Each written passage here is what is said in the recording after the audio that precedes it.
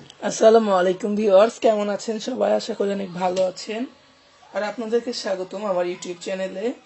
তো আজকে আমি আপনাদেরকে দেখাবো কিভাবে আপনারা রসুন,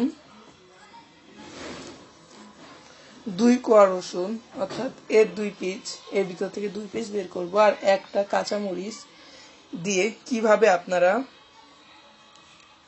হোমমেড কীটনাশক তৈরি করবেন খুব সহজে। এর জন্য আপনাদের যা যা ইনগ্রিডিয়েন্টস লাগবে সেগুলো আমি বলে দিচ্ছি। সেগুলো হচ্ছে 1 লিটার পানি, মেপে 1 লিটারে নিতে হবে, তার বেশি নেওয়া যাবে না, বেশি নিলে কীটনাশকের কার্যকারিতা কমে যাবে।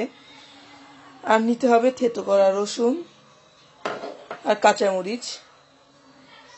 আপনারা কাঁচামরিচটা চিড়ে নিতে পারেন। আপনারা সব থেকে ভালো হয় যদি অমলেটে বা বিভিন্ন ডিম ভাজাতে আমরা যে ধরনের কাঁচামরিচ ব্যবহার করি সেভাবে কেটে নিলে আমাদের কিন্তু মূল উদ্দেশ্য হচ্ছে পানির সাথে যাতে এটা গলে যায়, সেটা যত তাড়াতাড়ি হবে ততই ভালো। এজন্য আপনারা যদি ওই স্টাইলে কেটে নেন তাহলে আপনাদের কিন্তু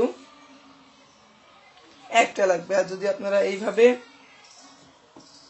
চিড়ে দেন তাহলে কিন্তু আপনাদের 2টো লাগবে, এবং যদি এইভাবে ফাটিয়ে দেন তাহলেও 2টো লাগবে।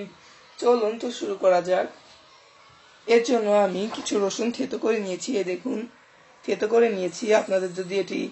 আপনারা যদি বেটে নিতে পারেন তাহলে সব থেকে ভালো হয়, তাহলে খুব কম সময়ে পাওয়া যাবে। আমি কিন্তু থেতো করে নিয়েছি, বাটাটা আমার কাছে মনে হয়েছে যে একটু কষ্টকর আর ভেজাল, এই জন্য আমি নিইনি। আর পানি আপনাদের 1 লিটার নিতে হবে। আমি বলেছিলাম যে 1 লিটারের বেশি পানি নিলে কিন্তু যতটুকু আমি কীটনাশক দেবো তার থেকে বেশি পানি হলেও অনুপাত বা রেশিওটা বেশি হয়ে গেলে কিন্তু আপনাদের সেটাই কীটনাশকের কার্যকারিতা নষ্ট হয়ে যাবে। এর জন্য আপনাদেরকে 1 লিটারই পানি নিতে হবে। এর জন্য আপনারা চাইলে মেজারমেন্ট কাপের 4 কাপ পানি নিতে পারেন, অথবা আপনাদের আরেকটা সহজ বুদ্ধি আমি শিখিয়ে দিচ্ছি। দেখুন, এতে কিছু লেখা রয়েছে, সব কিছুর উপরে এরকম লেখা থাকে, তার উপরে আপনারা দিয়ে ততটুকুই নেবেন। আপনারা এতটুকু পানি নেবেন তাহলে 1 লিটার হয়ে যাবে। এখানে 1 লিটারের কম কিংবা বেশি আছে, 1 মিলিলিটার বা 10 মিলিলিটার, এটা কোনো ফ্যাক্ট না। এবার আমি 2 কোয়া রসুন, থেতো করা রসুন, এই দেখুন থেতো করা কিন্তু এটা, এই থেতো করা রসুনের মধ্যে দিয়ে দিচ্ছি।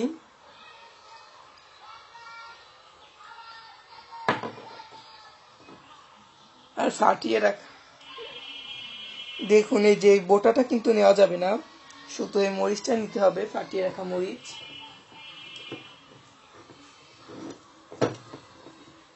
একটা দিয়ে দিচ্ছি আমি, আপনারা চাইলে বেশি দিতে পারেন, কিন্তু বেশি দেওয়াটা আসলেই উচিত না।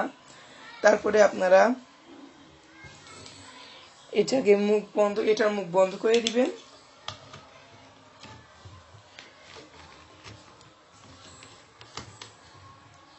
এটার মুখ বন্ধ করে এখন 5 থেকে 6 ঘন্টা কিংবা মিনিমাম 4 ঘন্টা এবং ম্যাক্সিমাম 5 ঘন্টা আপনারা ওয়েট করতে পারেন। তারপরে এটা দিয়ে দিতে হবে। তো ফিরে আসছি 5 ঘন্টা পরে। দেখুন এটা একদম রেডি হয়ে গেছে, আপনারা দেখতে পাচ্ছেন। এবার আপনারা যে কোনো গাছে এইভাবে স্প্রে করে দিতে হবে, আপনাদেরকে এভাবে স্প্রে করে দিবেন।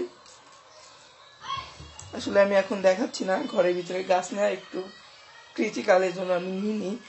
আপনারা চাইলে আপনারা এরকম করে স্প্রে করে দিবেন, আপনারা যে কোনো গাছে দিতে পারেন। এটা আপনারা স্প্রে করে দিতে পারেন, আর মাটিতে দিতে যাবেন না, কারণ কীটনাশক তো সাধারণত মাটিতে থাকে না, মাটিতে থাকে না।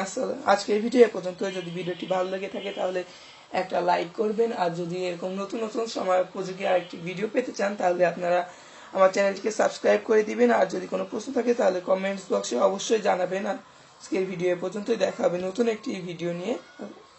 আসসালামু আলাইকুম।